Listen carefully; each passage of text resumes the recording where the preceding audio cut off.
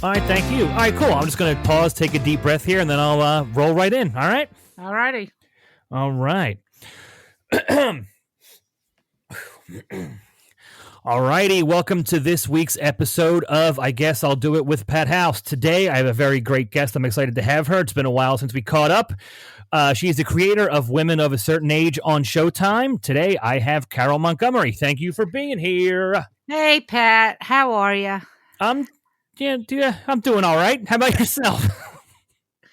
It's been a great 2021, hasn't it? I was going to say good to answer your question, but that's kind of a lie, so it's all right. I think is the most succinct answer we can all give people right now. Yeah, I mean, it's just, it's also quarantine fatigue, I mean, it's just like, wow, I just want everything to be over and back to normal, but I don't see that coming back for a while. So I know. Well, you're in New York City, so you guys are still on total lockdown, right? Yeah. Where are you again? Are you in Philly? Yeah. No. Okay. Right outside, but essentially just, Philly. Are you totally locked down? No, you're not locked down. The city, I believe, I'm in the suburbs, and the suburbs, like restaurants and bars are open at 50%. Really? But Philadelphia, the city limits itself is still on lockdown, but I think they open again next week. So we're like in this weird space where you're either open or you're not. It's just so bizarre, and people aren't obeying the rules and laws, so it varies like restaurant to restaurant, store to store. It's just so bizarre. Yeah, I mean, in New York, they had to close the restaurants again because it was just so we're back to eating outside in the cold. So it's weird. And New York City got hit really bad financially. I mean, like so many restaurants and little shops, they're all closed. It's very weird walking down in Midtown New York because so many things are they're still closed and they're not going to come back. It's very sad. It's depressing. And I mean, you and I could probably both name a handful of comedy clubs right now that closed permanently because of all this. Yeah. I mean, in New York, I think, what is it? Creek in the Cave, Danger Fields. Oh, there was another one that just closed. I forgot. What about in Philly? How is it out there? I think it's okay. The Punchline has a lot of like outdoor areas, so they were doing outdoor shows in the fall, and they got to be pretty good. So they ended up having two outdoor shows at the same time. They were able to have two separate stages going, and Helium in Philly is indoors right downtown. There's no outdoor around them, so they were holding on pretty good for a while indoors. Then the second wave of shutdown started again, but oddly enough, I headlined the last show at Helium before the shutdown, which is odd. Well, so they had comedy clubs open, like because everything in New York shut down in March, and the comedy clubs. That's the thing that's driving everyone crazy, is that for some reason when the restaurants and the bars were open, they wouldn't allow comedy clubs to open.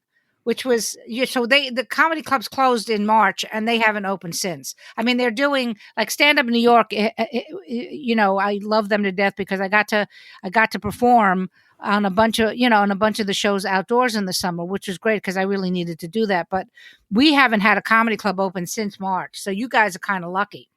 Yeah, we were lucky. The Punchline really was going solid with their outdoor stuff because people still wanted to come out. They had socially distant tables, like they were doing everything right, and it was still late summer, early fall, so they could make it work weather-wise. Right. And then Helium was just indoors. They had a good run for a couple months there at limited capacity, like they hold 275, and they capped attendance at 100, but used the whole entire showroom for 100 people. But then the shutdowns began again, and then there was no Helium, no indoor. So it's fucking nuts.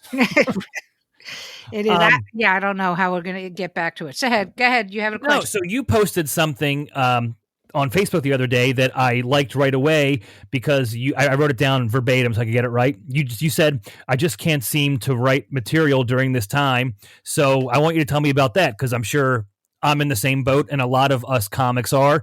Not just comics, all writers, entertainers, whatever, but you and I are two comics having a conversation. So what are you feeling right now with your writing slump?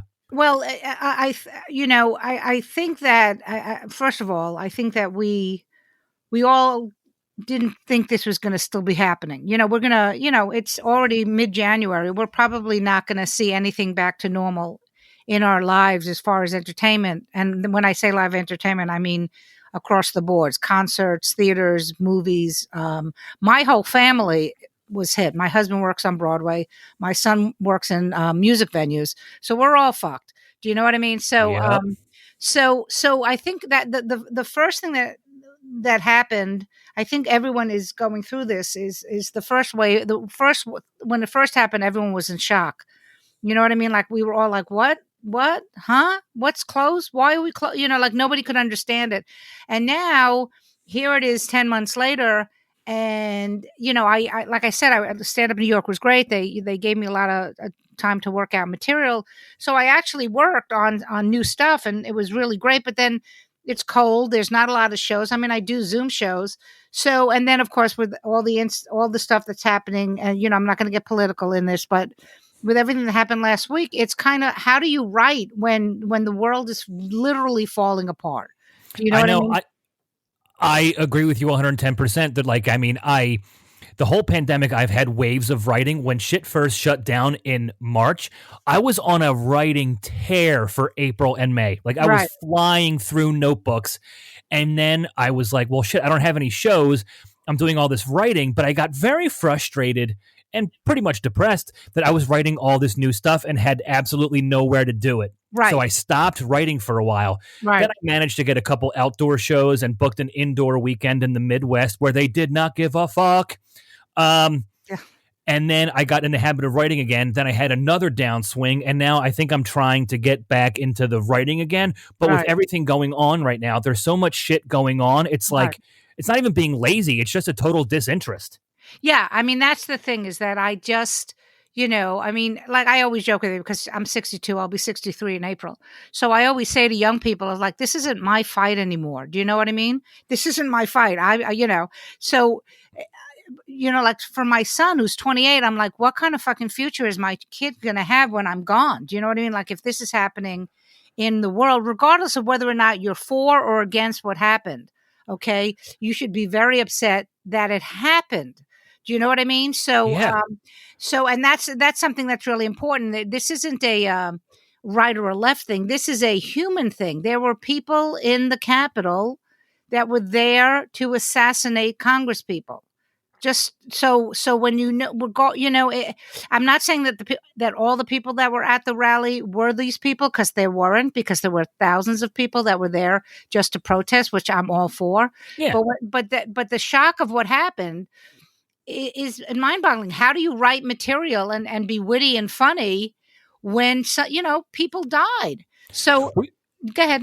You're not political on stage in the first place, are you? I mean, I know we haven't worked together that much, but when we did the week in Atlantic City, I don't recall. Well, that's also a weird place to do politics anyways. But anyways, for my original question, you're not that political on stage, are you? I'm not political at all on stage. Like I literally, I have to write this actually, but I'm not political. My act is not political, but my soul is political. Oh, so that's a great way to put it. Yeah, I'm not political either. I heard Ron White said something. I heard this years ago. He said he would never do political stuff because if he goes to a town and 3,000 people come to see him and he does something political, the next time he comes back, only 1,500 people are coming. So that would divide the crowd in half. Right. And even though I don't do anything political either, that always stuck with me. Yeah. Yeah, absolutely. I mean, you have to, and there's plenty of great, John Fugelsang is, of course, a great political comic. Rhonda Hanson is a great political comic. You've got comics that do this, and, but as a, I always go back to the fact that I'm a mother, and I want to leave the world in a better place than when I was born. So it's upsetting for the human race to be going through this. Now, remember, I grew up in the 60s and the 70s, and this is basically a steroid version of what we went through in the 60s. It's like you just want to be like, oh, not this again. Oh, come on. And for me, and I really believe this, I just want to, and I've always believed this, getting back to what you quoted Ron, I just want to go out and make people laugh. Okay, so I don't care when you come into the club. Throw away what you think about. I'm going to make you laugh. So when you do political material, he's right. You lose half of the audience. In Atlantic City, when all of this was, I don't remember when it was, but there was a comedian that he started to do. He did a bunch of jokes, Yeah, and I think that was the week before we were there. right, it Or was it was like maybe not the week before, but it was like fresh in the Borgata's minds because right, everybody was still talking about it. So it was like hot right. off the press when you and I had the week there. And he got fired for that, which I find I was fascinated by that. And what happened is that these people, and actually, you think about it now, and it's actually a precursor to what happened at the Capitol. I think that a group of people went, okay, well, we're gonna go to the Borgata and we're gonna protest that this guy is working. Okay, and they fired him. Which I mean, the guy's career is fine, and he's very, and he's still successful, but that's the type of mob mentality, and that's mob mentality, whether or not you're protesting at the Capitol, whether or not you're protesting for civil rights. When you get into a mob mentality, that's when things get scary. Like I used to have a joke years and years and years ago. I said the problem with men in general is that men are great one-on-one, but when they get into groups of 4 or more, they end up having an extra gene called the asshole gene. So that's what happens. And now think about that. It's so getting back to what you were saying about writing. So it's been very like I'm in the process, because I don't just do stand up. I also produce, I develop solo shows. I do a bunch of other stuff. I literally went through I found my old solo show that I'm going to be reworking, and I have it on my desk. I'm staring at it right now, and I'm just like, I can't, I have nothing to say, but I will tell you this. After I posted that, I had because I do a podcast with Julia Scotti called the Early Bird Special on Tuesdays. Love her. She's great. I want to have her on in the near future. She's great. Yeah, she's amazing. And so we were talking about this with Carrie Louise. She was the guest, and we talked about what it feels like. And they both gave me great, like really good pep talks, and it was I really needed it. And then yesterday, as I was getting ready to do, we have a monthly show at the Crane for women of a certain age. I just started I could feel for people who are comics will understand, the civilians will probably think she's crazy, but I could feel, like, when you watch a clock, like when you see old clocks and you see the wheels starting to turn, but they're creaking, they're like they're getting, that's what I could feel my mind starting to start to feel creative. So last night I didn't want to go to the show because I was like, my mind was starting to think about it again. And of course, the joke that I came up with, which somebody, of course, I'll tell you what he said afterward, but the joke is, I said, men don't like to wear masks because it doesn't feel good to them. Ladies, where have we heard that before? Great joke. And then Mike Burton wrote, of course you come back with a dick joke. I went, yeah, well, of course I come back with a dick joke. That would be my first joke back. But I did. But I'm still, like, I have a bunch of stuff, but it's, I don't know if you feel this way too, and I'd be curious what the other comics listening think. It's like it just doesn't feel like anything's funny right now. Yeah. I would agree with that. And I mean, I would agree with that in the sense that, like, it seems like a lot of things aren't funny now, but since we're not doing live shows like normal, we can't even gauge it either. Right. Well, that was the thing we talked about yesterday, Carrie and Julia and I, is that, comics are wounded puppies, as everybody knows. You have to have some kind of wound in your soul to be going on stage and talking about your life. So I've had in my life, just like everybody else, I've had some horrendous tragedies in my life. And every time I was able to go on stage the day after it happened. Do you know what I mean? I was on stage when my mom passed. I was on stage when my dad passed. The next day, because not even to try material, just to be, because that's our therapy. So not to be able to do that. Like I had also posted on Facebook, boy, it's a good thing the comedy clubs were closed because the jokes coming out the day after the Capitol riot would have been so horrible. But everybody, we don't have a place to go anymore. And for a comic, that's that's really hard for us. It is really hard because it's so ingrained in us. I mean, whether you are like a, whether you are an open micer in a city or like tied to like a certain city, or if you're a comic on the road, you lost it all. It was so bizarre. Like for the past 5 or 6 years, I leave town 2 weekends a month, and then that came Right. to a screeching halt. Right. And here we are 10 months later, and it's still bizarre. Yeah. Well, with women of a certain age, so you talk about a kick in the gut. So we knew I was actually, because I was going through, like, it's tax season, so I'm going through my 2 months of hardly any work before before everything shut down. But I went to LA in February to do a local version of the show there. Then March 12th, we taped the Today Show, me, Julia, and Tammy Pescatelli. It aired, and this was interesting. So when we went to the taping, they used to have a live audience. This was the Hoda and Jenna show. So they used to have an audience. So when we got there, people wearing masks. I don't think people were wearing masks yet, but like there was the only people that were in the audience were like staff members, and if we had guests, like my sister was there and my EP was there. So we did that. It aired on Friday, and we were talking about it. We were talking about how weird this was. And everyone was saying it's so great that the special's coming out this weekend, because, we're all just like shell shocked about this. So the show aired that Saturday, and we went into lockdown on Monday. So talk about a kick in the gut, because we were that was supposed to be the liftoff for the major national tour that we were supposed to do in the fall. That got canceled. Do you know what I mean? Like, it's like it, I'm not saying, oh, look, poor me, because this happened to all of us. Like, exactly. We can all bitch, and we all got fucked. And we're talking as two comics, but every single person, male and female of any age, from a toddler to an adult, got fucked. So we can all bitch. Yeah. And like I said, and then my husband was my husband is a child guardian. So if there's children in a Broadway show, that's his job, to make sure the kids get to and from. They're there to make sure the kids are safe, and they make sure that they're doing their homework, and they're making sure that they're getting on stage when they're supposed to. And he was in rehearsals for a new show, and literally they they were in the middle of rehearsal, and they said, okay, everybody go home.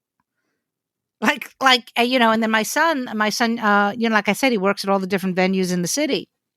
He was like, oh, that's it, and everything shut down. I mean, to be in New York City, we live in Midtown, and people were, and at the beginning in New York, especially because we were the epicenter, everyone's like, are you going out? Well, don't go out. You're going to, and I was like, there's nobody here. Literally, my husband and I would get up, because we were all so shell shocked. We would get up at like 7 a.m, and we would walk to the East Side, because we couldn't go to the gym anymore. And nobody was on the East Side, the Upper East Side. I mean, all the rich people were gone. The nannies were gone. The porters were gone. The butlers were gone. Everyone, there was nobody except me, my husband, and homeless people. Mass exodus. Yeah, it was wild. It was fucking wild. And it's still not, I mean, like, people, like, I went down to do, like, we were doing weekly shows at the Crane for a while to help the theater virtually, like we would do the show at the Crane, but it would stream out. And we were doing them every week. And then everyone, then the whole thing about New York probably doing another shutdown. So we closed down sometime in December. So I hadn't been on a subway since before the holidays. And I was like double masked. I had on my fucking gloves. I had my hat on. I was so fucking terrified. And there was nobody on the subway. And that's huge. Yo, that is huge. Have you flown at all during the pandemic? No, we were supposed to do our first date of the tour. We were supposed to do a show in Dallas, and it was supposed to be for Easter Sunday. And then, of course, it got pushed because of July, because of the pandemic, because we all thought this would be over this summer. And then we were like, up until probably 2 weeks before the show, we were all going. We were all, going to put on. I mean, I literally bought one of those stupid face masks, though the clear ones, like the shield, the full face shield. Yeah, and I was actually looking for a hazmat suit to wear. Like You know, actually, that's funny you say that because I just asked you if you've flown during COVID. I've flown a couple times, not much, pretty minimal. But in all that traveling, I saw one person wearing a full hazmat suit, and like the comic in me wanted to make fun of that because we're all wearing masks and some right, people are wearing gloves, and I totally get it. But I want to be like, look at that fucking guy. But maybe he's got a story, you know. So right, like, even the comic in me couldn't bring myself to make fun of that guy. right. Well, how old are you, Pat? I forget. I am 36. Okay, I'm six. I'll be 63. So I mean, I live with my mother-in-law, and she's 83, and she has she has health issues. So Yeah. I didn't. My son won't come see my son. We didn't see my son for the first 3 months because he was afraid he was going to get on the subway and somehow get the disease, be asymptomatic, and infect his grandmother. Take all of you out, you Take know? all of us out. So we have to be like, I understand. Look, and I really do, because I am not somebody who follows anybody. I'm not a follower. Like in fact, at the beginning, my husband was like, "Yeah, how are you going to get 8 million New Yorkers to wear a fucking mask? Yeah, let's try that. That's going to happen." Do you know what I mean? So I understand. I do understand the people that go. I don't understand the people that say it's a hoax. I do understand the people that go, "It's not as bad as you think," because I'm somewhere in the middle. Because I do think, like when it first happened in March, it was bad, and because we didn't know what it was. We didn't know. So fear. So I didn't mean to cut you off, but you're right, because they're giving us limited information, and that becomes automatic fear. Right. So, and it was stronger. And if you know anything about viruses, is that viruses mutate. Okay. So the virus that's happening now is bad, but it's not as bad as it was in March. And yes, there are more people dying now because people are so fucking fatigued that people are just like, fuck it, I don't care if I get it, it's a bad flu. Well, yeah, if you get it, it's a bad flu, but if I get it and I have issues and my, what this disease, it's shown you who really is selfish. Oh, big time. What's always funny, and this is, like I said, this isn't a political thing. This is people on both sides. The people that get sick, whether or not they believed in it or not, they're the ones that are always like, "Oh my God, I can't believe this happened to me. I can't believe," it's like, stop being a fucking pussy. You're either going to stay on this line and go, "All right, I'll get it. It's a bad flu. And I may end up killing my grandparents, but I don't care." Or you put on a fucking mask. It's mind-boggling to see all the sides of it, isn't it? Mm-hmm. Have you gotten into a fight with anybody about the mask thing? No, I just give them my Brooklyn stare. Do you know what I mean? Like, and in oh yeah, well that look, and like you said, you're a mom, so you know how to give that look. Yeah, exactly. And but the thing is that in New York, for the most part, everybody is remember, there's 8 million people in there. So I would say if there's 8 million people in the city, maybe 50,000 people aren't wearing them, or their excuse always is they're smoking or they're eating, or well, they're eating outside, like I understand, like one of the things I'm curious, this is a comic question. I wonder if you ever do this. Like, I don't know about anybody else, but I could eat a full meal before I go on stage. But as soon as I get off stage, I'm hungry. You can eat before you go on stage? I can eat while I'm on stage, Pat. I mean, I love food, but that's been my... so do I. But I think you're the first person I ever heard say that, because I've had this conversation with other comics, and even, being on the road and doing shows every night, I don't really know of anybody who likes to like eat a full meal right before the show. Oh, I can, especially if it's free and the club is paying for it. Absolutely. But I get like lethargic, like, when you eat a big meal and you're tired and don't feel like moving, like I don't want that at 10 o'clock at night before the late show. Yeah. Well, I'm not eating at 10 o'clock. I'm talking about, anyway. But the point is that when I get off stage, I'm famished wherever I am. So like, usually what happens is like after the show at the Crane, I'll walk over to McDonald's, I'll grab some French fries, or I'll grab a slice of pizza, but I don't walk and eat it. I literally go into a corner, my back away from people, so I can eat my food without trying, not, you know what I mean? Like I'm trying to be decent about it. And so that's what we should all be doing. Right. Well, sitting in a corner, eating alone. Story of my fucking life. Yeah. So let's go back to the beginning here. How long have you been doing stand-up now? Oh, how old did you say you were? I am 36. Okay, since before you were born, young man. All right. I I love hearing started it. I started stand up in 1984. Okay, that's the year I was born. I was born November Oh, 84. wait a minute. No, that was the year I was married. You see, I'm like, I don't even fucking know anymore. That was the year I was married. The year I started doing stand up was 1979. Okay. Very, very cool. Yeah. So were you into comedy as a child? Yes. Okay. So the story, it's funny. When you're doing something when you're young, you don't realize why you're doing it. You know what I mean? So I was just starting to do stand up, and I was at my parents' house, and we started talking about my father was a teacher, and in the summertime, because he had the summers off, he would be a bartender. He would bartend up at the Catskill Mountains. So if anybody who's listening knows about the Catskill Mountains, that's where all the great, that was where, like, that was in the 60s and the 50s, that was the place for comedy. Oh yeah. Mel Brooks was like what they called a tumla, and at the pool, like he would literally walk around telling jokes as a young kid, and get paid money. And so the nightclubs were packed, and it wasn't just comedians, it was, singers and entertainers and all this stuff. So my dad was a bartender there, and he reminded me that as a child, I would sit with him while he was cleaning the bar.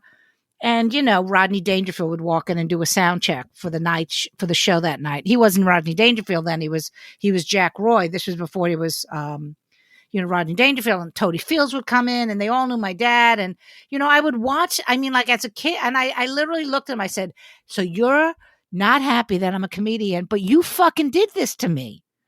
It's your fucking fault that I'm a comedian. And it was a moment, because, you when you're in your 20s and you're doing stuff, you're like, I'm doing this because I'm going to, and then to find out that it was basically ingrained in me. There's a great, I don't know how you are with old time comedians, but do you know who Joey Ross is?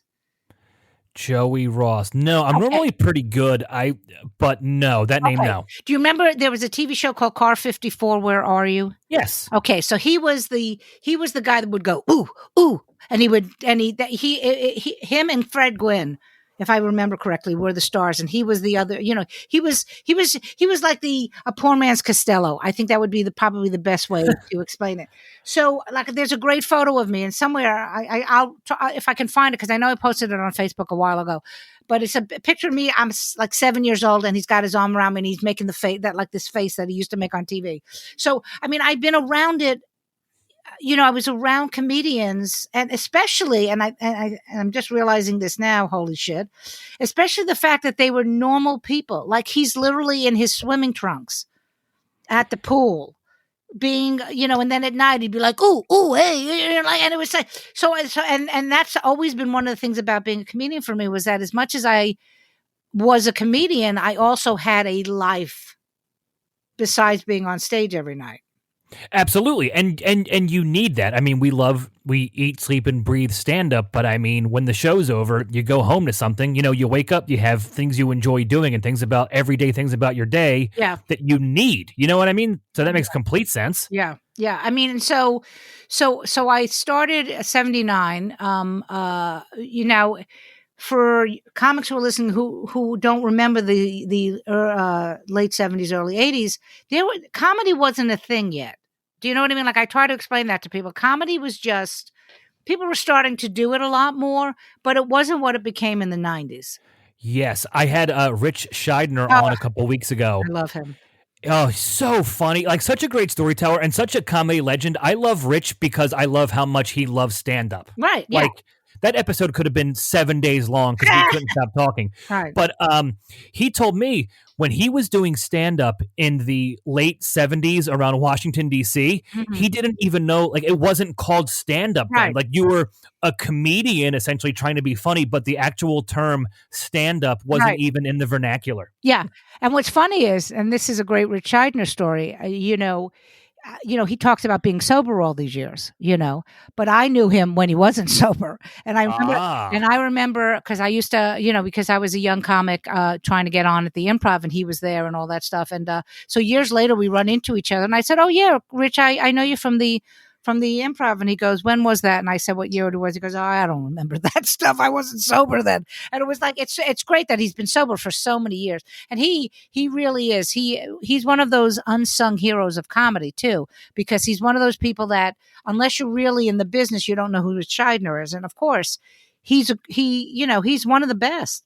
Yeah, he's like I guess I never know what to make of this phrase, but like a comics comic. Like he's Mm-hmm. not a mainstream name. He had a lot of success in the 80s and 90s that was mainstream, but not a mainstream name anymore to where people, your everyday person would know him. But within comedy, you mention his name and then you'll talk about him for the next 2 hours. That's how monumental he is in our community. Oh, absolutely, absolutely. But getting back to what he was saying, so you there were three clubs in New York. There was the Comic Strip, the Improv, and Catch a Rising Star. Okay, and I love telling the story because it shows you how different it is when you started as a comic. So the way you didn't there was you had to wait online to get a number to be able to audition on whatever new talent night was. It wasn't even called that. It was just auditions and stuff.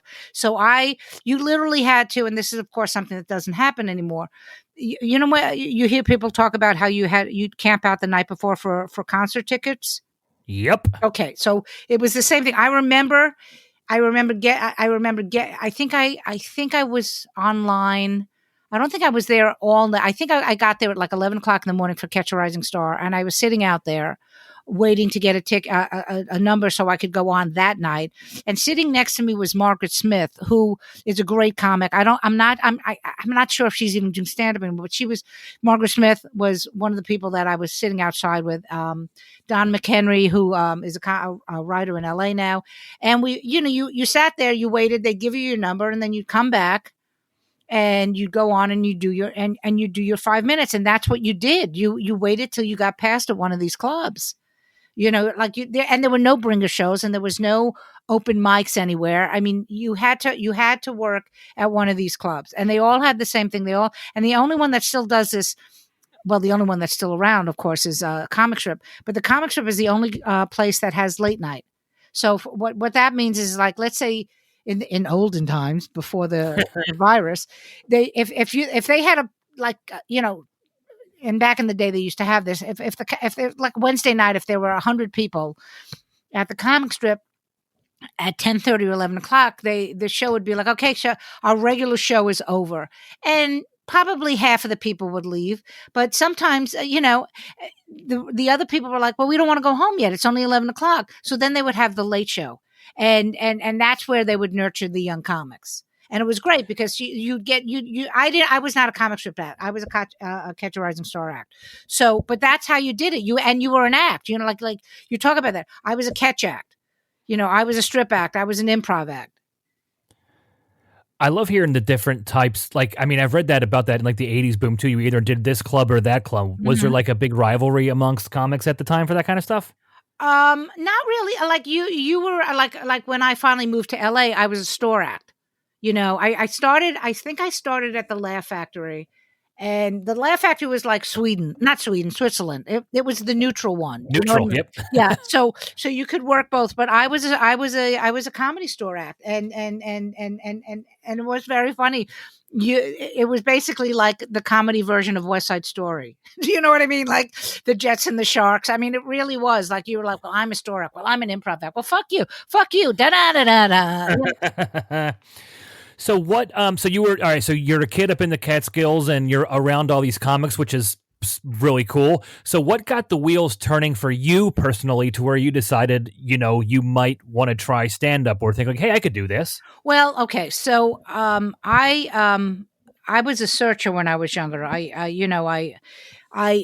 didn't know what I didn't know what I wanted to do. So I was in college for 6 months. I was like, Dad, that's not, which is ironic because my father was a college advisor at a high school. And I was like, college isn't for me. I want to go into theater. So I spent a couple of years, probably in my late teens, I was a techie. I would work like back then. There were all these different small little theaters that you could, that did shows in New York City. I guess they're like black box theaters now, but they were all over the city. And I would just, I at one point I wanted to go into lighting until I found out that you can't get into the union, and I wanted to be part of the theater community and everything. So I went and did summer stock up in Ithaca. I think it was Ithaca. I forget. I could actually find out what it is, but I ended up in doing summer stock up at this college called Playhouse on the Hill, and I think it's upstate New York. And I was a techie. I did everything. They Carole, we need you to paint this. Okay, and I'd run there, or we need you to do the lights. And the people, that community, there were two gentlemen named Ed and Chris, and they were very funny guys, and they were like, "You're really funny. You should do comedy." And I was like, "You should be a comedian." And I was like, "Huh?" This is 1978. Okay. I mean, seriously, nobody was doing it. Like and I was like, well, how do you do that? And they're like, well, you do a monologue. And I was like, you mean like Johnny Carson? There was nothing like. You didn't know. Right. So I said, I don't know what to do. And so my friend Ed said, well, what happened was, so when you do summer stock, basically you do a show for a week and Monday through Sunday. And that Sunday night, when the first show closes, you go into turnaround for 24 hours and you turn over the theater to break down the first set and go to the next set because they're doing another show. So we're literally talking 24 hours of building and doing all that stuff. And, everyone was bantering and my friend Ed said to me, because I'll help you write. Let's do 5 minutes. We're going to do a Christmas party in July because we were all, because that's all we do. We do afterward, we drink, we sit around and bullshit. So he wrote me 5 minutes. I have no idea what that was. I wish I did, because I would love to see how horrible it was. Oh, no, believe me, I was going to get there. I get there with every episode on every comic. I want to hear about it. Then I dive into, well, was it good? Right. And I don't remember. I will tell you this, and I know I have it somewhere because we went through our second spring cleaning because, the first part of the quarantine, we're like, we'll clean up the apartment. And now we're in the second part of like, oh, we're still in the apartment. Let's clean more. And I found a couple of pages of my first act. And then because the book was falling apart, I ripped the pages out and I threw out the book. I didn't throw the pages out, but of course now I can't fucking find the pages. Oh, no. No, I know they're here. I know they're here because okay, I wouldn't throw them out. But I remember reading them going, these are horrible. Oh my God. How did I ever think that I was going to be a fucking comedian? So well, of course, I have my first notebook that I started jotting shit down in when I was 14. Oh, God. And I look at it and I'm like, this is painfully unfunny. None of this makes sense. But then I'm like, oh yeah, I was 14. Right. Exactly. So I did that, and I was well received. Were there 10 people at the party? Were they all my friends and loved that I was doing this? Probably. We were also really fucking drunk, so that had something to do with it. But that that gave me the impetus to, when I got back from summer stock, I went and I don't remember. Remember now it's 1979, so it's 8,000 years ago.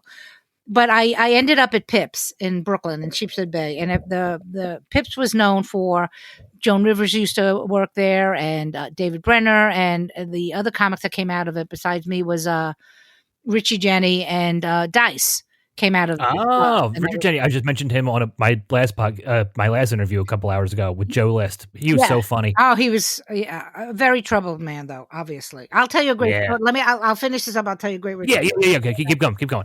So Pips was in Sheepshead Bay, very, very Italian, and very like I used to talk really fast. I mean, I talk fast now, but I used to talk so fast. And because my dad was a teacher in high school, and so by the time he'd come, I had 2 seconds to talk to him because he didn't want to talk to any kids at that point. So I would talk really fast. So I was on stage, I would do my jokes, and I used to say the crowd hated me because I was a woman and they just wanted me to get off stage and make sauce.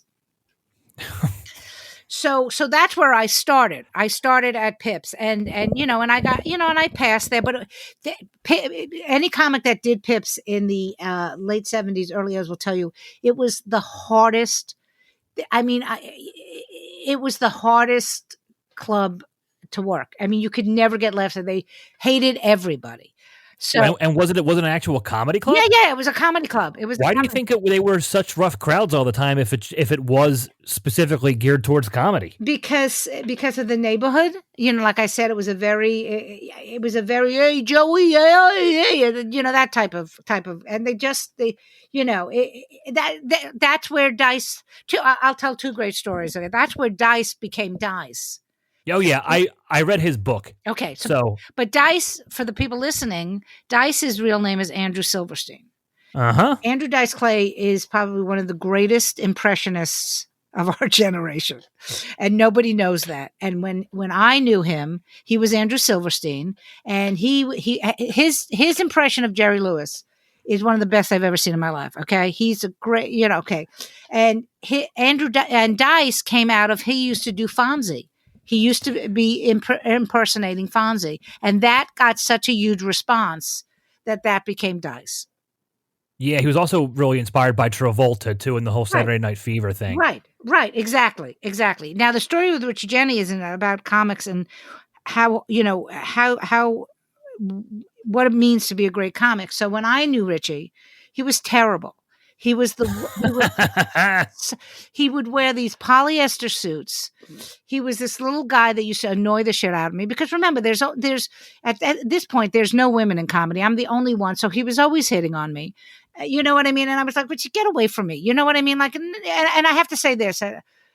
We can talk about this later. I mean, I was a very lucky woman in comedy, because, you know, guys hit on me, but I never was ever in any type of danger. Guys, probably because I was with my husband from the moment I became a comedian. So it was hard for anybody, you know, men have a tendency to do she's married, so she's off limits. You know what I mean? Yeah. So I never had that. But anyway, but Richie used to always do that. And he was just a pain in the ass, and he was terrible. I'm telling you, he's the worst I've ever seen. Okay. So a couple of years go by now. I wasn't working at Pips as much anymore. And I think I must have passed to Catch a Rising Star at this point. And I guess I was going in to do my spot, you know, because, and I'll tell you about that also. There were 2 spots New Comics had, and I was going in to do the late spot, and the Catch a Rising Star, the bar was in the front, and then there was heavy curtains, and then the showroom, and it was muffled, but I was like, somebody's fucking killing in the room, right? So I walked, you know, I peeked in, and it was Richie Jenny destroying. And the reason I tell people that is that he worked his ass off every single night, because the desire to be a great comic was so strong in him that, and I'm telling you, he went from the worst comic I've ever seen to like, oh my God, what the, you know, I mean, I could not believe the difference. I started in Philly at the same club that Kevin Hart started at. Okay. And the guy that used to run the open mic when I started was present when Kevin Hart was starting. And he would tell us comics like, you know, you guys are all new. You're getting your feet wet. I just want you to know. Now, Kevin Hart was starting to blow up at the time. Right. He's like, Kevin Hart was bad when he started, so this takes time. Like, it was very nice and reassuring, and just kind of funny to hear that this ultra mega celebrity who now has, you know, many comedy specials was terrible, just like us when he started. Oh yeah. Well, another comic who's huge now is Pete Davidson. So I remember seeing Pete, because he, you know, I used to work at the stand all the time, you know, in the before times.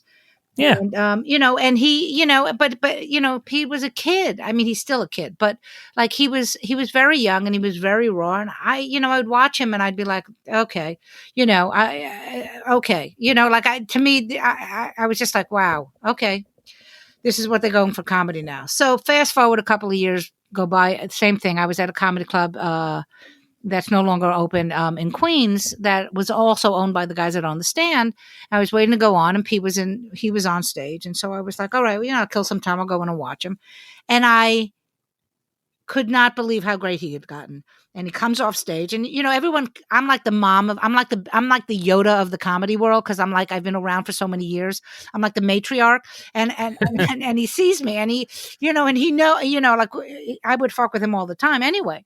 So I see him, and I say, "Hey, come here," and he says, "What?" I said, "What happened? You're acting," and the look on his face was like, "Well, I've been working. I've been doing like 5 or 6 sets a night." And, and I said, "Well, it shows." And I think it was important for him to hear that from someone, and of course he's past me as far as fame and wealth, and I'm sure, some people are like, who cares what you think? But the fact is, I saw him go from a not good comic to a great comic. He was funny, whether or not you think Pete is funny. And that's the thing that's really important, because a lot of people get pissed off when people make it. And it's weird. And in Pete's case, yes, it looks like it was fast, but you know what? If you're doing 6 sets a night, you jump to the head of the line. Yeah, you're going to get really good really quick. Yeah. I mean, so like there was a club in New York called Ha. And Ha was the Times Square? Right, in Times Square. I think I did 1 set there years ago. Right. And the thing about that Ha will always be remembered for was for 2 things. First of all, they had a billion shows a night. That was the first thing. They literally had shows every hour, starting at 6 and ending at 1 in the morning. Okay. But they were also the reason why, like, when you walked in Times Square, people were like, the Barkers. They're the first club that ever did that, where they were barking people to come in, like, "Hey, come see a comedy show. Hey, come." Yeah. And then, of course, stand there with your business cards and yell at people on the street corner. Right. So they were the first ones to do that. And of course, everybody then, of course, jumped on, back in the day when there were crowds. So, but what was great about Ha, and this is the same point I'm making about Pete, because I used to work at Ha, because it was a great place to work on material. Like, I would call him up and go, "Can I be on every show?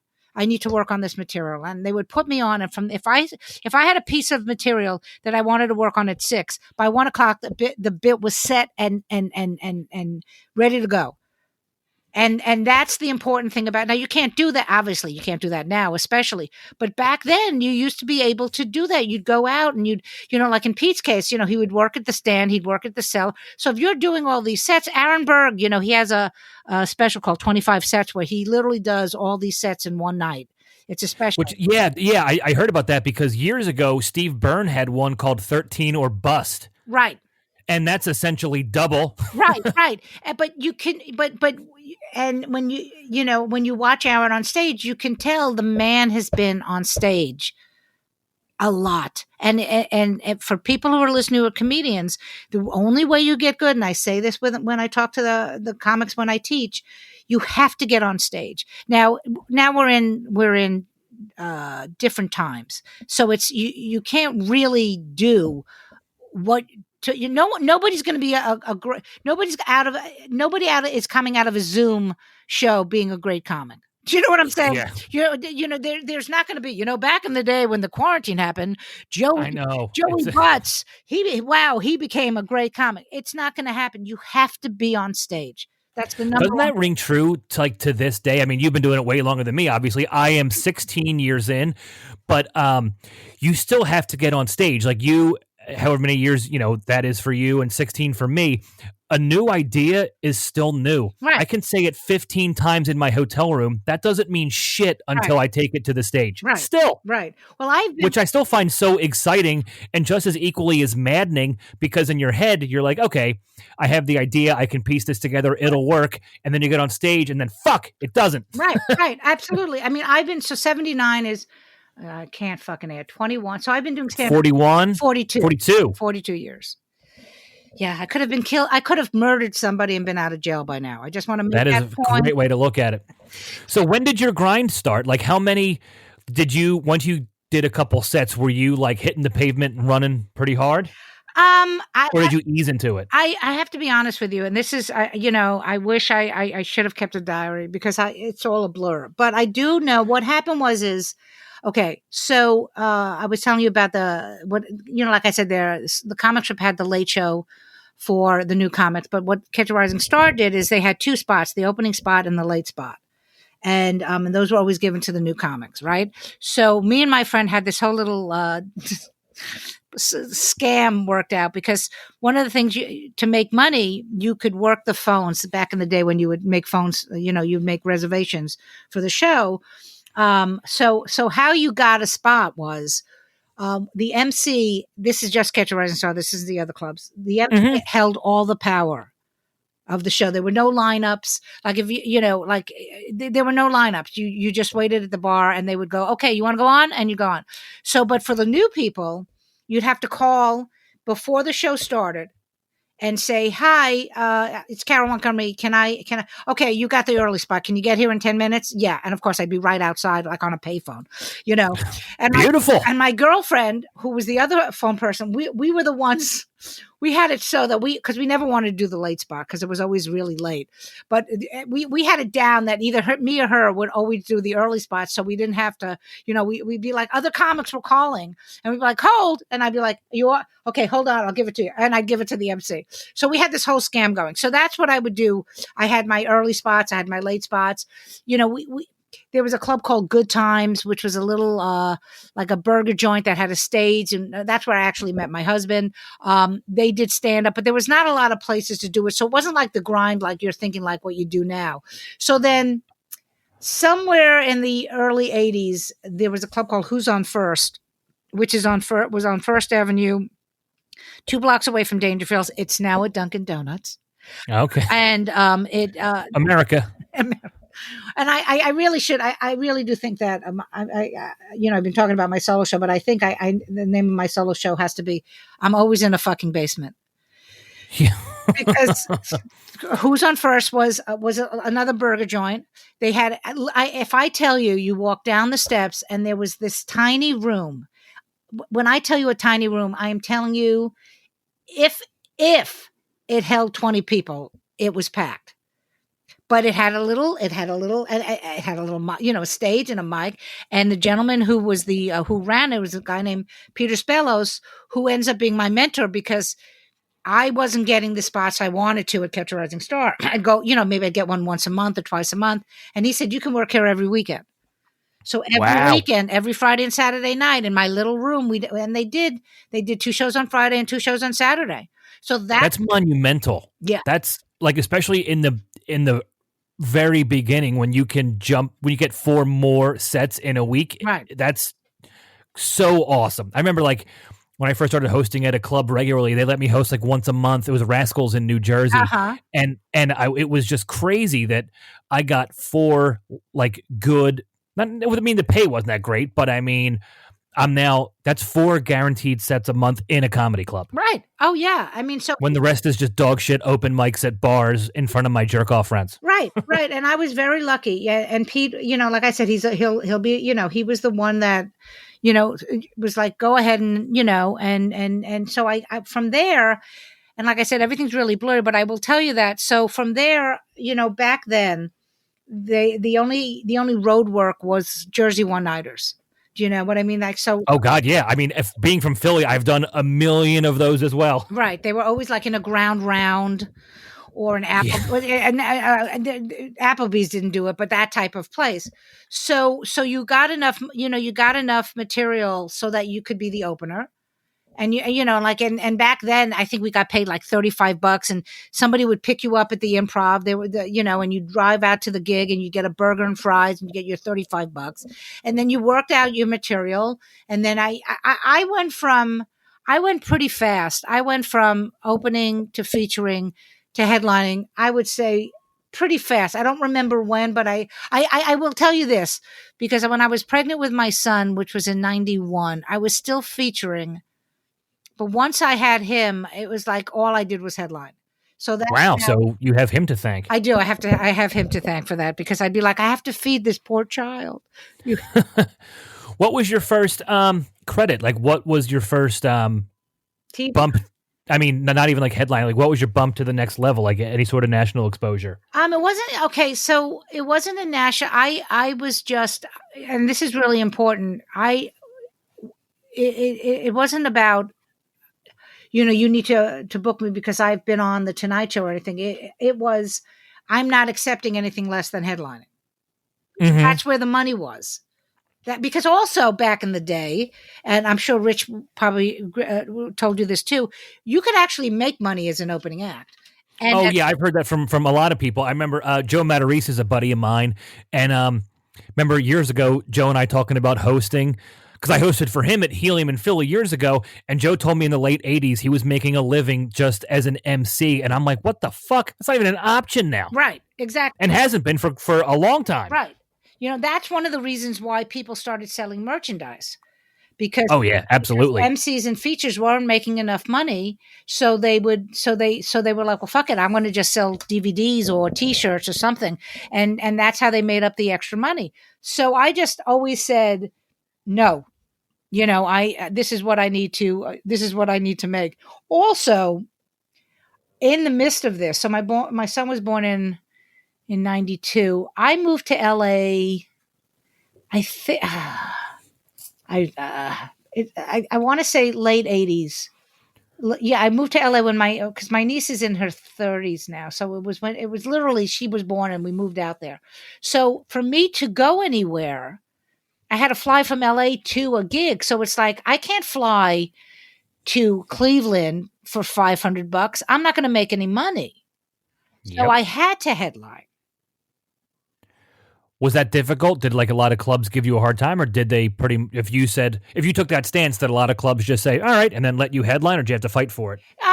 I had to fight for everything because I'm a woman, because I'm blue. I mean, so it's never an easy thing when you say I need to do this and everything. But I did have a guy who was, for lack of a better word, he was my agent. And he had, do you remember, I don't know if he was still doing it then, but the Keith Gisser runs, the runs in Ohio, the Gisser runs. No, okay. I don't recall those ones, but I'm very familiar with Tribble runs. Okay, so they all had those. Tribble, Gisser, everyone, like Keith was in charge of Ohio and Virginia, and everyone, there was always a booker that booked something. And you just, and so Keith, not only did he have these runs, but he also booked me. So I made most of my money just from doing Keith's rooms because he had, I mean, look, it's so funny to me to talk about this because it's so not this way anymore. Even before the COVID stuff, I mean, there were literally like you would get like a daily planner, and you'd be gone. You could go for 2 weeks and crisscross all through Ohio and Pennsylvania and Virginia. Like the running joke about the gigs was like he would say it was you'd go, let's say Monday through Sunday, right? And and they'd put you up in like shitty fucking motels between. Yep. But every like the Monday night gig, let's say you were doing it in Cleveland, and the next gig was somewhere else, but you never knew because there was no GPS back then. You never knew how long the gig was away. So it was when Keith would be going over the planner with you, he goes, yeah, you go to Cleveland, and this is only a couple of hours away. And it was always 8 fucking hours away. It was always 8 hours away. Like, he'd be like, no, it's a couple hours away. I remember literally driving with another comic, and we got to Indiana. And we just made it. The show was at 8:00, and we run to. Now I'm not like I'm sweat, no clothes, my sweatpants and t-shirt. We got there, and of course we'd forgotten that we'd gone into a different time zone, so we were actually there an hour early. Oh, that's funny. Yeah, I've actually never done that. Of all the traveling I've done, I've never drove. Yeah, I've flown to a different million time zones. I go to the West Coast all the time, but I've never driven through another time zone. Yeah. So I wouldn't even.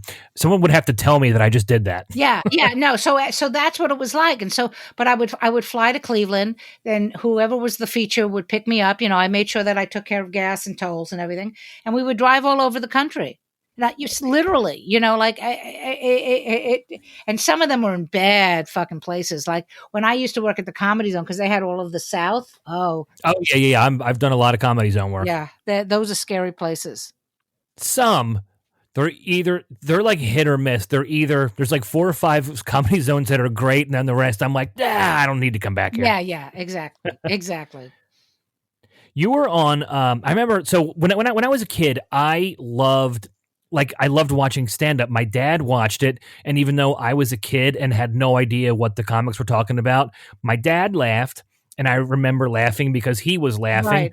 But so even though I'm like 5, 6, 7, I don't know what this is, but I'm taking it in. And I remember watching VH1's stand up comedy spotlight, and you were on that, right? Yes, I was. Wow. I knew that. I knew that because I remember watching that as a kid. I didn't know what anybody was saying, but I watched that show all the time. Well, what's funny is it's funny. Rosie was the host, right? Rosie was the host. I Yep. did the show and Rosie was on it, and then Bobby Collins. She ended up getting something else, and Bobby Collins took over for her. But that's funny what you said about watching comedy with your dad. So when my son was 3 years old, we drove to see my husband's father lived in Idaho, so we were there visiting, and their bedroom, where Lane was going to sleep, my son was downstairs. So I said, okay, I'll put Lane to sleep. And it was late because my son's a vampire, just like his mom. And so we were watching The Tonight Show, where and Carlin was on. And it's the same thing about what you're saying. And what was so great to see was, George, his cadence he's so musical when his delivery is so musical. So every time George did a punchline, my 3-year-old son would laugh. And he had no idea what he was laughing at. It's contagious, and I guess you learn that at a young age. Same way it is at a comedy club. Yeah. If the show is off to a slow start and you have to build, as the laughs build, you get one table laugh and the table behind them starts laughing. Right. It's like, it's so funny to think that way because even as a kid, the crowd on TV's laughing. My Right. dad's laughing. I guess I should. Right. And I my son has, everyone jokes that, he's going to end up being a comic, right? I'm like, all right, he'll probably get a sitcom before me anyway. So, but he does, his sense of humor is biting. Do you know what I mean? So, yeah. So, and he's also a musician. So the musicality of what George was doing is really what I was impressed about. But yeah, I mean, I think that I think especially you see your dad being happy, so you're like, well, I want to be as happy as my dad. He's laughing. Yeah, you always want to mimic one of your parents, I guess. But I don't know. I was so young when Comic Relief was on HBO. I remember him watching it, and I just remember all these comics, whether I knew their names or not. I remember seeing a person on stage, male or female, alone, holding a microphone, Right. making people laugh. And I was so young, but man, that stuck with me. Yeah. Oh, absolutely. Well, I remember the one comedian I do remember seeing before I started doing stand-up was Freddie Prinze. I saw Freddie Prinze on the it must have been his first Tonight Show. And I remember thinking, oh, wow, people do that. Like I said, but this was even before I wanted to do stand up. So it is interesting how you see something and you're like, wow, people do that. That's a great thing to do. But like, I didn't put 2 and 2 together. You know what I mean? Yeah, I was amazed by it, but I didn't know what it was, but I was amazed, and I was like what is this? This person is just making people laugh. Is that a job? Like, I don't even know what I'm watching. I'm years away from understanding it, but I know that I like it. Yeah. Yeah. Oh, absolutely. Like that's the thing about comedy that, there is something. I think one of the things I miss the most about comedy right now is the whole thing about it. Like the whole, like the community. I really do miss the community of, sitting back, waiting to go on stage, bullshitting with the other comics, going over your notes. I miss all that. And there's just something, it's a very special field that we're in. Yeah, this is how the podcast came about. I mean, I've had this idea for this podcast on my mind for a long time, but every comic under the sun has a podcast, so I really didn't put too much effort into it, even though the idea was there. But then the pandemic started, and this is my way of having the green room chat we all love. This is exactly what you and I would be doing if we were at the Borgata right now. Right.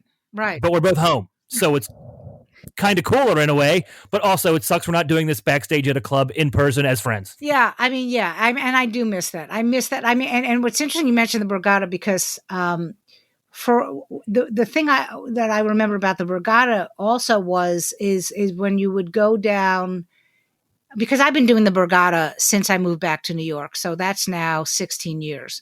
So, but back in the day, you used to be, we'd go down there and we'd sit there for hours and eat and have coffee and just bullshit. But then they got a little more strict with the rules of like how long you could stay there and who were you? And you know what I mean? Like, because for me to go, I have gotten stopped so many times going into the Borgata's employee cafeteria. Because, because come on, I look like every woman that's sitting in a fucking slot machine. You know what I'm saying? Like, so they're like, Miss, I think you're, and I say to the guys, and I show them my pass. I go, I know you think I look like everybody, and I get it, I really do. But how would I fucking know that there's a cafeteria here if I wasn't a fucking comedian? I know I know. I didn't find my way back here through the employees only doors in the corner by the restaurants in between the men and women's room. Walk 80 feet down this hallway to find you. Right. And it always made me laugh. But that's one of the things I miss. I miss the camaraderie. I mean, I miss, like John Fugelsang did it was a show like similar to what we did with the Crane, where there's no audience and we stream it. So we did one at Stand Up New York. He did it for New Year's Eve. And so I got to, with the comics were waiting to go on in the bar, and everyone was socially distanced and masked, and it was like, oh man, I miss this so much. I know. I miss doing it, and I miss I literally missed getting off stage to Stand Up New York, getting my little stupid pittance of money, seeing everybody bullshitting for a second, looking at my watch, going, oh fuck, it's 10 o'clock. I'm out of here. I miss everything about it. I do. I miss our business very much. I do, man. I would take I long for the days where I have to put on my boxing gloves and fight a drunk Friday night late show. I would pay to do that right now. I'll do it for free just to be on stage and wrestle with these drunks in the crowd who are half paying attention, but then cater to the two tables that love me. Right. Well, so there's a comic. He's a writer now, but his name is Barry Friedman, and he just wrote a book all about his time in the in the 70s and the 80s doing and being a comic on the road, and he asked me to write a blurb for the book. And one of the things I said, because his writing is he's a great writer, but the writing puts you right back where, because I know the rooms he's talking about. And I remember saying to him, I said, his writing is so good, it's making me miss shitty one-nighters. Thanks a lot. I know. I mean, like, you think about that. Like, I'm actually doing a show near you at the end of January. I'm doing Soul Joel's Room. And, I live 15 minutes away from there. Well, then you need to come say hi. I will try. Right. Yeah, of course. Yeah. But anyway, I mean, I understand. So what's the date? January 30th. Oh, that's funny. So I just talked to Joe List. He's a good buddy of mine. I literally just interviewed him for the podcast 2 hours ago. He's there the same week. Yeah, I think he's there that Friday. Because we're doing. Yeah, I forget what day, but I know it's that last week of January there. Yeah. So, what was I saying? Was something about. We were just talking about, dying to do shitty gigs. Right. And so, like, I know this is so stupid, but I'm leaving early just so I can sit in the hotel by myself. Isn't that the best? I say all the time, half the fun of doing the road is just 3 or 4 days in a hotel by myself. Right. Like I just have my thoughts. It's the best. Right. And and I've been married a very long time and I love my husband, but and we've been quarantined since March together. So it's like, I just want to go to the hotel and sit on the bed naked and read a book. That's all I want. I understand that 1,000,000%. So is this a women of a certain age comedy show you're doing there? It's a women of a certain age. Leanne Lord and Julia Scotti are the other two on the show. Oh, so funny. I haven't seen Leanne in a long, long time, but she used to do Rascals a good amount 12 years ago. So I would see her all the time, but it's been a while. Yeah. She's great. How did that come in about, the women of a certain age? Because I know that's totally your creation. Yes. And it's awesome. You've had so many funny people there. I know you've had Fran Drescher and Caroline Ray and Thea. I love Thea. Vidal. She's the best. The way it started was I was doing a podcast with a bunch of other women, and we had so much fun. I mean, literally, we couldn't stop laughing during the entire podcast. And we were shooting, we were recording it. This is when when you went to a studio, not like now, but, it was somewhere all the way out in Queens. So after I left, I was walking to the train station and I called my husband. I said, I'm on my way home. I said, I had such a good time with these girls. I said, I don't understand why I can't work with my friends. And I just started thinking about it. And I literally made a list because at that point, okay, we're talking. So I think I started the show 3 years ago. I had not turned 60 yet, but I was probably 58 or 59. And I said, I'm going to make a list of all the older women that I know. And that ended up being about 100 women. And that was before even like the famous women that we end up having on the show. And then I said, well, let's see, what would I do if it's just 50 and over? So that was over 100 people. And then if I opened it up to 40, it was like 500.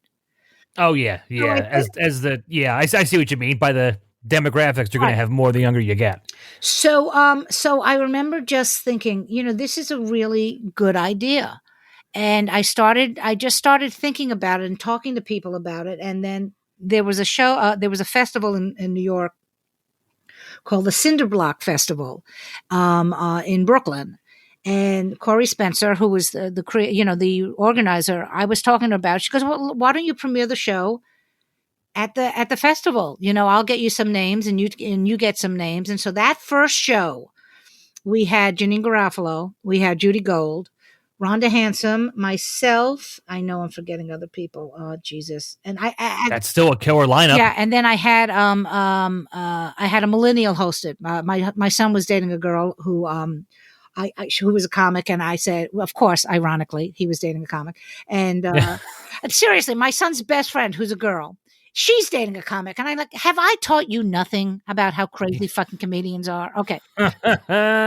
So and of course it was a killer show. I mean, it was just a killer show. And who the hell else was on? Anyway, so in that audience, one of the girls who was running the door said, "Oh, hey, I work at the Crane.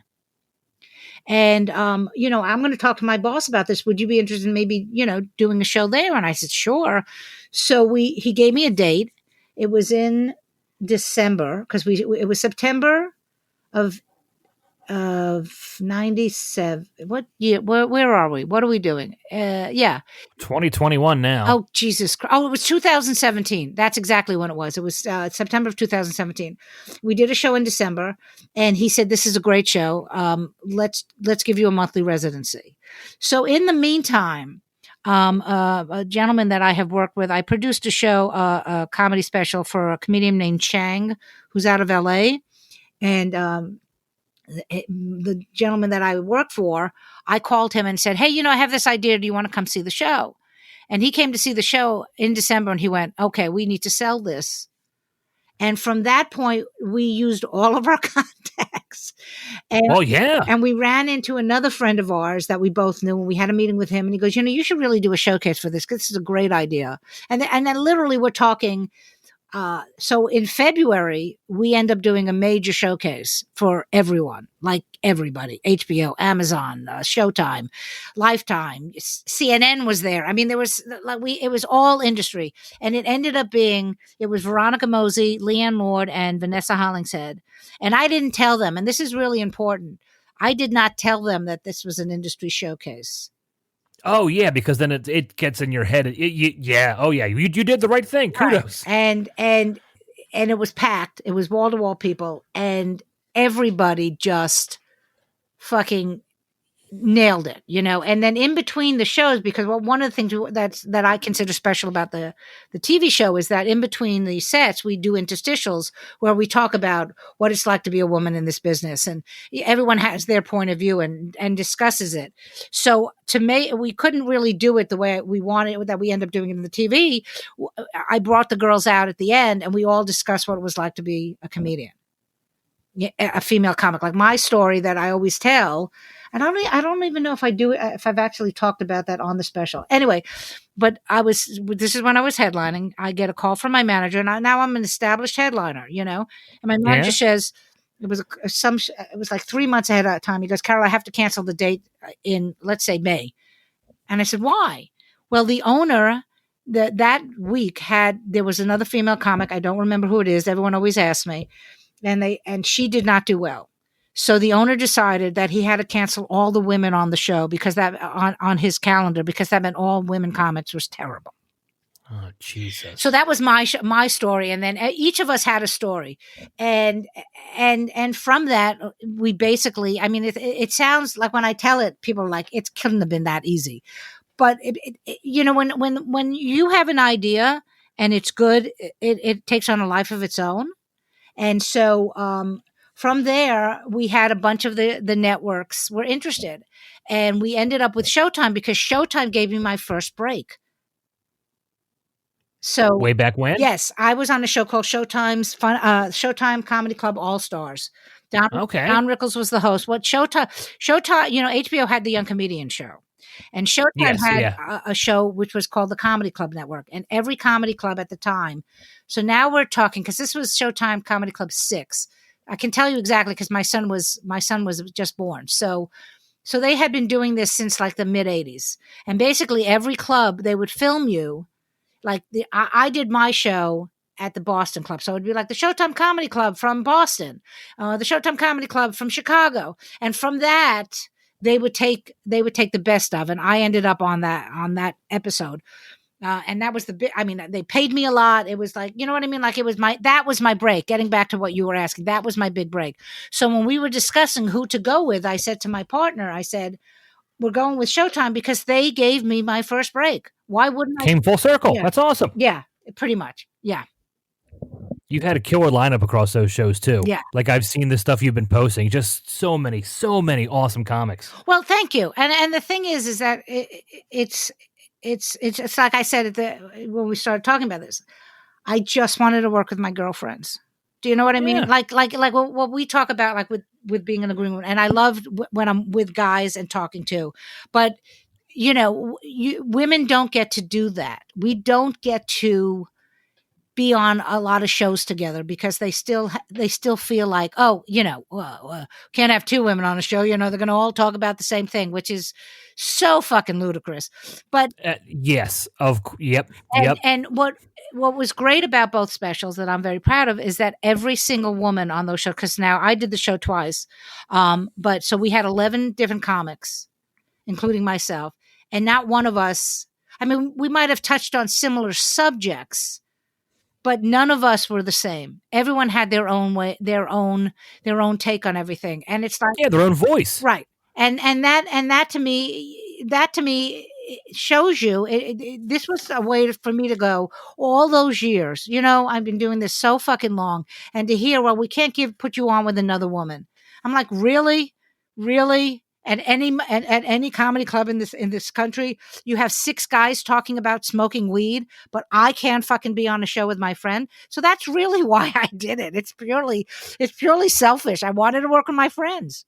There's nothing wrong with that at all. Yeah. It's not even being selfish. It's also taking your idea and rolling with it. Yeah. Yeah, I mean, like people always say to me, don't say you were lucky, because I wasn't. I mean, of course I was lucky because this business is so horrible, but I worked my ass off. Like people forget that. The people say, how did she get that? Well, first of all, I've been in the business for over 40 fucking years. That would be number one. And number two is like one of the things I'm trying to learn now, and I guess this is a good thing about the quarantine, is that when you've been used to getting up every day and working on your idea, and then it gets taken away from you, you have to learn how to not do that anymore. Like I would literally get up from the moment I woke up, I would be on the computer working on this idea until like literally sometimes I wouldn't get up out of my office until like 5 hours later. And by the way, I have back problems because of it. Like I literally can't do that anymore. Because no, seriously, like I literally have to, this is what I have to do now. I have to get up, I make coffee, I have to go back into my room, and I have to take my legs and push them against the wall and stretch my legs out for 20 minutes before I can sit in the fucking chair. Like when I get off the chair after I'm done with you, I'm going to be cursing you because my back is going to be fucking killing me. You know, I do all my podcasts sitting here at my desk, right? But I have like a big gooseneck microphone stand kind of thing, right? And every time I sit down here and talk to a comic, I'm 1 podcast closer to doing an interview just standing. Yeah. Like, Yeah, absolutely. But that's the thing is that, like, people have to know that you have to work hard at this business. I have no problem with anybody succeeding as long as they've worked hard. If you think you're going to get away, you think there's some kind of easy way to be a comic, you're mistaken. And it's very, like I said, and then getting back to Davidson, like a lot of people think that he coasted by. He didn't. He worked his fucking ass off. yeah. Do you know what I mean? And that's it in a nutshell. And will there be people that end up, every few years there's always one guy that makes it, or a girl that makes it without working, and everyone's like, how come that happened? Because that's an anomaly. That's not how it fucking happens. And they tend to fizzle out. Not in all cases, but I mean, I love Gary Gulman, and we had a nice heart-to-heart a couple years ago at Good Nights in Raleigh about comics that achieve success, and not that they shouldn't, but achieve it way quicker than they should, and how quickly they fizzle out because you get thrust into headlining, but you only have 20 minutes in your back pocket. Right. So we just had a really nice heart-to-heart because I was going through a funk, and he told me, very nice to me. He's like, you've been doing it for so long, you have all this stuff in your arsenal. Like, when your time comes, you're going to be able to handle it. Right. And it was just so reassuring because, one, he made me feel good, complimented me, but he told me, you've been doing it for so long, you already have an album, you already have more than an hour of material under your belt. Right. So if you got thrown into this, you could handle it. But so many comics get thrown into headlining who can't do it. And then where are they a year or two later? Right. But getting back to Kevin Hart, see, you don't, and I know people don't like him. He worked his ass off. He still works his ass off. He works his ass off. My son is a musician and he's about to release another album, self-produced album. And one of the things I used to tell him as a kid, because he's been playing since he was 13, and some of his friends were like, oh, we just want to we want to be famous and we want to be rock stars. I'm like, let me explain something about fame in general. When you make it, all this stuff that we're doing now, that's the easy shit. Okay? Because when you make it, now you have to keep it. And that's harder. Do you know what I mean? Does that make sense? Like, you talked about Thea. Thea is one of my closest friends. Okay. We've known each other for a very long time. I was with her when she was doing her sitcom. And the thing that I noticed that was so hard for her was that they would, because I would be at a lot of the tapings, and they would, let's say, I forget when it aired, but let's just for argument's sake say we'd see that they tape it on a Wednesday, it would air on Thursday. Well, on Friday, if she hadn't made it into the top 10, there was a phone call, from the networks, like, you didn't make it into the top 10, So yeah, it's great to have all this, but it's also really fucking hard to keep it, So when you see someone like Kevin, he's still working. There's never going to be this business is not an easy business. Like, my husband, was working on New Year's Eve, for the Dick Clark show. Right. And so, so J-Lo was on the New Year's Eve show, and he said they were, and A-Rod was there, she had brought her family, and and they were of course they came in limos and all this stuff and everything, and they're treated, because it's J-Lo, of course, and everyone was very sweet and kind. But then you're forgetting, then she had to go on stage and fucking kick ass. Do you know what I mean? Do you know what I mean? Like, yeah, she gets pulled up and she's doing this and everyone's treating, but in the end, when they go, all right, it's your turn to do it, she still has to do it. Like when she did the Super Bowl thing, when she was on that pole because she had done that movie, the Hustlers, where she's 50 fucking years old. If you told me I had to do that, I'd be like, I'm sorry, I'm done. My career is over. There is no way that I'm going to gyrate on a fucking pole. But that's what people don't understand. It's like, this is, like what you were saying about Rich, and I think you probably think the same thing with me. It's a labor of love, this business. Oh, absolutely. I mean, when I did Shang, the special where I was the associate producer for my friend Shang's show, where I first met my partner, the day of the taping, I got there, I want to say I got there at probably 1 p.m. I didn't get home till 3:00 a.m. And my son said to me when I got home, because he was still living with us then, and he said, I've never seen you this happy. And the same thing happened when I taped the special my shows for Showtime. You're there all day because remember, I'm not just a comedian, I'm also one of the executive producers. So if there's a problem, they're coming to me. Do you know what I'm saying? You're there. You're hands on. Right. So you're there from 10 o'clock in the morning because we're shooting interstitials all day, and then at like 6 they go, okay, we're taking a break for dinner. We're going live at 7, and both times I was it's better than cocaine. Do you know what I mean? Like I and I mean, when I was done, I mean, and I got home after celebrating, I slept probably, a good 24 hours. But there's, when you work hard and you're doing what you want to do, it makes it much easier. Do you know what I mean? It does, because your heart's in it. Yeah. Yeah. Absolutely. And that's why we do this. I mean, it's why we do this. Yep. Is there anything you want to plug here? When will this actually air? So I have a better idea. Probably in about a month or so. Okay. But ballpark. I don't have a time frame yet, but I would say ballpark a month. Why don't I just make shit up? The next Showtime special. No, I'm kidding. Yeah, I know. We don't know what's happening if we're going to do another one. Hopefully we will, because both of the shows were highly rated. The first show was the highest rated comedy special of 2019 for Showtime. So that's pretty awesome. Oh, that's awesome. Congrats. Yeah. That's awesome. That's really awesome. And then the second one I think probably did almost as well because of the fact that it was the first weekend of lockdown. But hopefully, if people listening end up watching the two specials that are streaming right now, it's on Showtime. It's Funny Women of a Certain Age or More Funny Women of a Certain Age. By the way, it's also, I think if you have an Amazon Prime membership, Showtime and Amazon have something to do with it, so you can watch it there. But if you like it, write to Showtime and say, we want to see more. Because really, I could do another 15 of these and not even blink and not have to use the same people. Absolutely. There's so many great comics out there. You can have a different lineup every single time. Yeah. So, and then, monthly, the Crane is still doing the virtual shows every month. The Crane is, if you go to frigid.nyc, that's the website for the Crane Theater. And, the most important thing is, watch the Showtime special. It's really good. Awesome. I mean, I did. Yeah. So hopefully other people do as well. Thank you for being here. Thank you for joining me. This is great, Pat.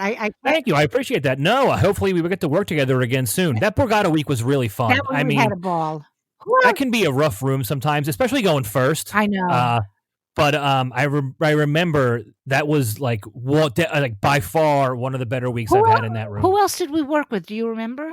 Larry Baya. Oh, right. Yes. That was a fun week. We had a good time. Yeah, that was a really good week. We had a good week. All right. Yeah, hopefully we will see each other. The people who are listening, keep the faith, Absolutely. Thank you, Carole, for being here. Yeah, and we will get back to normal at some point. Probably not until 2050, but it's okay. Yes, you got it. Thank you. All right.